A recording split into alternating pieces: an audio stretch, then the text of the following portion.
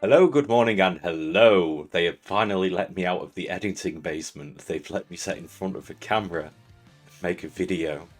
After the poor performance of the Zohan video, I just got banished to the Shadow Realm. But I'm back. I'm back. And I'd say it's good, but that'd be a blatant lie. Okay, so what are we doing today? We're doing a goat deck. Now, my main goat deck is Gravekeeper, I'll be honest, because it makes me feel like I'm playing Lich, but in an older format, which I like. So I said to Aiden, get the cameras ready, I'll record it, and he went, cameras aren't ready. So I guess we're using Omega for this, which I suppose is less work for the editor, so you're welcome for that, whoever edits this in the future. That's me, innit? Fuck. Anyway, so we're running through a different deck. This is Cyberstein One Punch. It is a very controversial goat deck. While it is technically goat legal, the main card of the combo, Cyberstein, had only been released as a World's Prize card, so it was very expensive and not widely in circulation. So some goat tournaments don't allow you to play Cyberstein, but the ones that do, you can play this deck, and it's very fun. So let's work through it, shall we? So Cyberjar, we should know what this does by now. It's a flip card, destroys all the monsters on the field, reveal cards from your deck, special summon as many level 4 or lower monsters as you can. It's good stuff. It's, you know, if you've got nothing else to do, you can set this, and then maybe it'll start your plays next turn. And then the boy himself, who is once again banned. He was fun when he was at 1 in the TCG, wasn't he? Wasn't remotely sacky or unfun to play against. But anyway, pay 5,000 life points, summon anything you want from the extra deck. Well, any fusion monster from the extra deck, but fusions are the only things in the extra deck at this point in time. So that is your Cyberstein. Morphing Jar allows you to... It's card destruction on legs, basically. Flip, discard your hand, draw as many cards again as you want. It's just a good way to disrupt your opponent, and it helps you get out of bricky situations. Mystic Tomato. It finds Cyberstein. You want to find Cyberstein. Sangan. Very similarly, it finds Cyberstein and you want Cyberstein. Add it to your hand, summon it to the field. Either way, hopefully fun things are about to happen. Enemy Controller is very good to make a defense position monster not be a defense position monster for reasons that will become clear very soon. You want their monsters to be in attack position. Giant Trunade, this card is just a house. It's a very good card. Just clears any back row that you may have to deal with, because you don't want to deal with back row. Graceful Charity.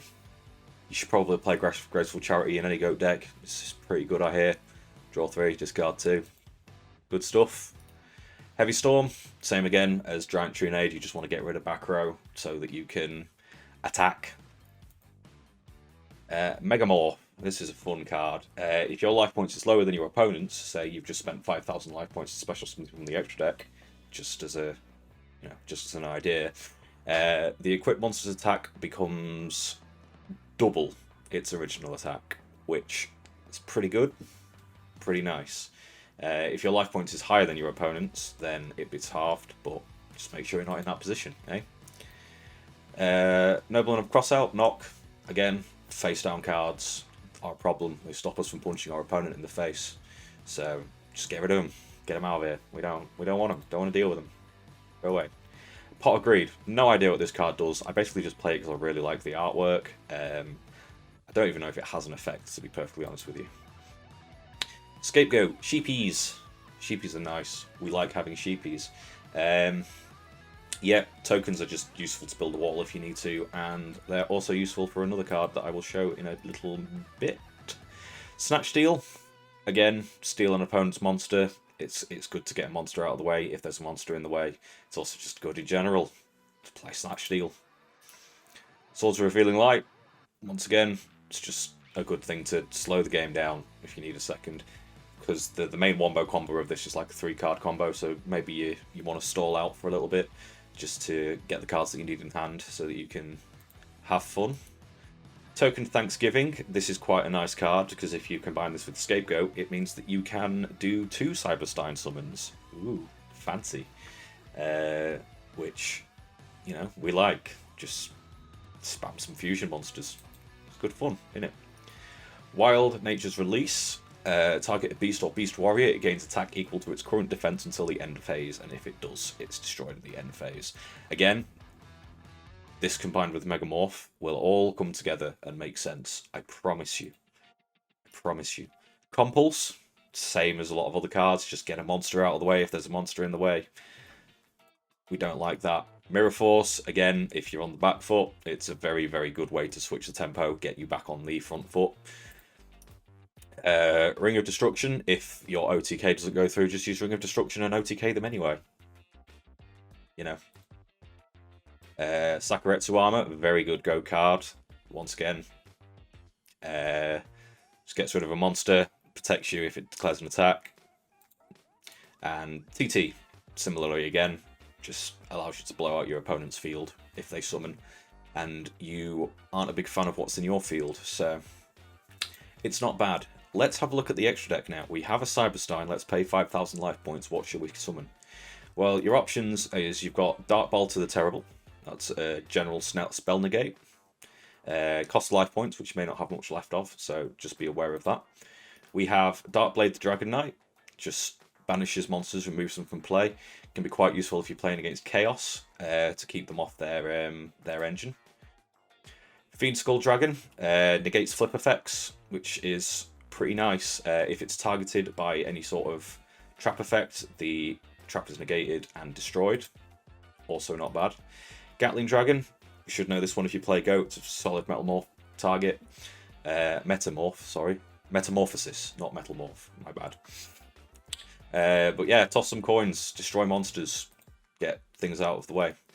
King Dragon, another funny card. Kind of turns all of your dragons into pseudo towers that cannot be targeted by card effects, and it allows you to special summon dragon monsters from your hand. Not very useful in this deck, but you know, you've got that as an option. Ojama King, just block up your opponent's monster zones. It's pretty funny. If you're able to get both 2 out, then your opponent can't use monsters. You know, if you want to play Kashtira, but 15 years in the past, this is how you do it. Reaper of the Nightmare, another solid card, can't be destroyed by battle or card effect. Similar to Spirit Reaper, just target it with anything though, and it's having a bad time. It can attack directly, and when it does damage to your opponent's life points, which it tends to do if it attacks directly, rips a card out of the hand. Pretty cool. Ryu Shinzi is a normal trap negate, but again, keep an eye on those life points. You've not got a lot of them left. Last Warrior from Another Planet is Busted. Very fun card to summon. It destroys all the monsters you control. Nobody can summon monsters. They can set, but that's it. So unless they can out this with a spell or trap, which, in fairness, there's quite a lot of those kicking about in this format, it just completely stops the game state for you. Yeah, it's funny. Not necessarily good, but funny. Thousand Eyes Restrict. We all know what Thousand Eyes Restrict does. Steal a monster, give it a good suck. It gains the attack and defense of that. It's good for clearing a board. It's good for making a good card. It means that monsters cannot change their battle position as well. So yes, they can't attack. There we go. I was going to say, I'm sure it had something like that. I just had to read. But yes, no other monster can attack apart from your Thousand Eyes Restrict, which again, is very good for just stopping the game state. And you may have noticed I skipped one. This boy, we love him. Look at him. He's adorable. He's even got the boxing gloves ready to make your opponent have a bad day. He has got 4,200 attack. That is the highest attack in the game at this moment in time. Now, if you combine it with Megamorph, that will double its doubles its attacks on it. Doubles its original attack. So that gives you 8,400. That's pretty big. What if you have this as well, which makes it gain attack to its current defense, meaning that it gains another 3,700 on top of that? There's not anything in the game that this can punch over and not OTK, as long as you've managed to clear the way for it. And that is this deck's bread and butter. You make a big, scary koala, and you punch your opponent in the face, and then you laugh at them, and then they complain because you're playing a bullshit card that technically shouldn't exist in this format. But that's their problem, not yours. Let's have a quick look at the side deck. So Dokoichi, drawing cards is nice. So it's quite a...